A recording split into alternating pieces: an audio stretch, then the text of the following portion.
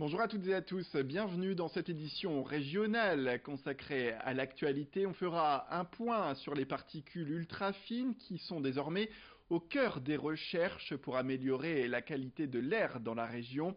On reviendra sur un sujet sensible également et dramatique, celui du syndrome du bébé secoué. On partagera également dans cette édition l'appel d'un nordiste qui a été relayé des milliers de fois sur les réseaux sociaux.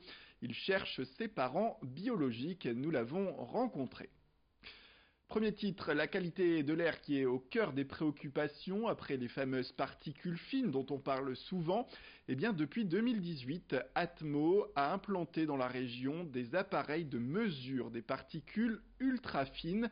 4 sites accueillent ces machines. Il y a Lille, Grande-Synthe, Campagne-les-Boulonnais et Creil. Les premiers relevés ont pu être réalisés en 2017 grâce à l'évolution de la technologie. Les résultats de ces analyses pour connaître les effets exacts sur la santé de la population seront seulement connus l'année prochaine. La région étant particulièrement impactée par les particules fines, Atmo, l'agence qui se charge de détecter l'atmosphère et la qualité de l'air, a donc choisi de baser ses recherches dans les Hauts-de-France avec ses 4 points de collecte de données. Plus d'informations sur les particules ultra fines avec Benoît Roch, c'est le directeur adjoint d'Atmo Nord-Pas-de-Calais. Quand on parle de particules fines, on parle des particules qui sont inférieures à 10 microns. Quand on parle de particules ultra fines, on descend beaucoup plus bas, on parle de particules qui sont inférieures à 0,1 micron, c'est-à-dire quasiment 100 fois plus bas. Alors clairement oui, c'est la taille qui fait la grande différence, pas la masse, mais c'est vraiment la taille qui importe. Et sur l'hypothèse de fait, plus les particules sont fines, voire ultra fines, plus elles peuvent rentrer dans le système, dans le corps humain et aller plus loin et pénétrer plus loin dans le corps humain. On constate bien que l'influence et la source principale de particules ultra fines sur les sites de trafic, c'est l'activité automobile, la circulation, le transport automobile. Et clairement aussi sur le site de Grande-Synthe, on a eu une influence de l'activité industrielle et portuaire. Et Benoît Roch qui revient également sur les objectifs liés à l'étude.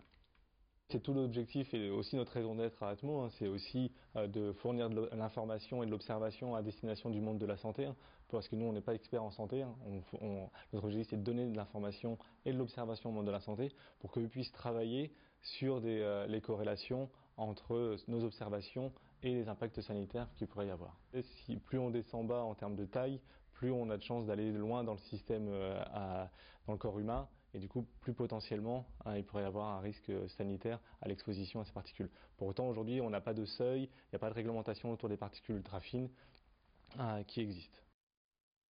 Et on parle également d'un sujet qui peut toucher les familles. Il s'agit du syndrome du bébé secoué. Au Nouveau Siècle, à Lille, il fait l'objet d'une journée de prévention en ce mardi. L'association Les mots, à destination des professionnels, organise donc l'événement. C'est un moment pour assister notamment à la reconstitution d'un procès d'assises. Le professeur Mathieu Vinchon, vice-président de l'association donc Les mots, et chef de service en neurochirurgie pédiatrique au CHU de Lille, était sur notre plateau. Il revient sur cette journée de prévention, d'autant que ce geste peut arriver, selon lui, beaucoup plus fréquemment que l'on ne pense, avec toujours des conséquences dramatiques. Ça peut arriver pratiquement dans n'importe quel milieu. Il n'y a pas de milieu social qui est particulier qui expose à cette maltraitance. Ça peut arriver à n'importe qui. Et donc la cible de la prévention, c'est tout le monde.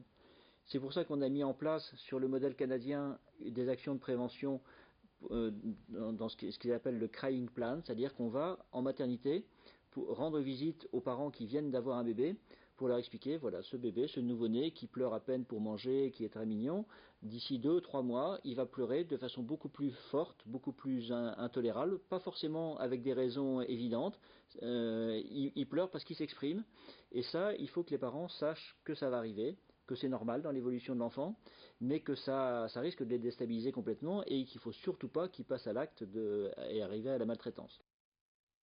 Et puis on en vient à ce reportage. À 45 ans, le nordiste Pierre-Olivier Bailleul a décidé de partir à la recherche de ses parents biologiques et son appel sur les réseaux sociaux a fait le buzz avec des milliers de partages. J'ai très peu de papiers. Pierre-Olivier Bailleul a 45 ans. S'il a toujours su qu'il avait été adopté, c'est seulement aujourd'hui qu'il se lance dans la recherche de ses parents biologiques. Je suis né le 20 avril 1974 à Lille, au pavillon Olivier. J'ai été remis tout de suite à la DAS, où une nounou s'est occupée de moi. Et mes parents souhaitaient avoir un enfant et ils ont ouvert un dossier pour adopter un enfant. Jusqu'au jour où la DAS les a contactés pour leur dire qu'ils avaient peut-être quelqu'un pour eux. J'ai mis cette histoire de côté pendant très longtemps. Et puis aujourd'hui, elle me rattrape et je sens que j'ai besoin de connaître ce qui s'est passé, si je peux le découvrir en tout cas. Et aussi parce que je suis plus le seul concerné, ayant maintenant 2 enfants. Et je le fais à la fois pour moi, mais aussi pour eux. Début octobre, Pierre-Olivier tombe sur l'interview d'Olivier Roustin, un styliste connu, lui aussi adopté et à la recherche de ses parents. Un déclic pour le nordiste. S'il a d'abord lancé une demande au département du Nord, il a aussi choisi de passer via les réseaux sociaux et ça marche. En quelques jours, son appel est partagé plus de 2000 fois. J'ai espoir que peut-être quelqu'un de ma famille de sang ou biologique se reconnaisse dans cette histoire et prenne peut-être contact avec moi. Et je serai prêt en cas de peut-être pistes sérieuses à confirmer les éventuels doutes par un test ADN si besoin. S'il a déjà quelques pistes grâce aux réseaux sociaux, Pierre-Olivier n'a toujours pas de réponse et il s'est préparé à toutes les éventualités. Je pense que c'est aussi un moyen de me protéger, mais je m'attends au pire, parce que j'imagine bien que quand on se sépare d'un enfant, c'est pour de bonnes raisons. Donc je sais pas, suis peut-être le fruit d'un viol, ou après on peut tout imaginer, c'est aussi ça le problème, et c'est pour ça que je fais les recherches. Les possibilités sont tellement nombreuses que voilà, j'imagine énormément de choses. Une recherche et un combat que Pierre-Olivier souhaite d'abord mener à bien pour lui, mais aussi pour tous, afin de montrer à ceux dans la même situation que lui qu'il est toujours possible de retrouver d'où l'on vient.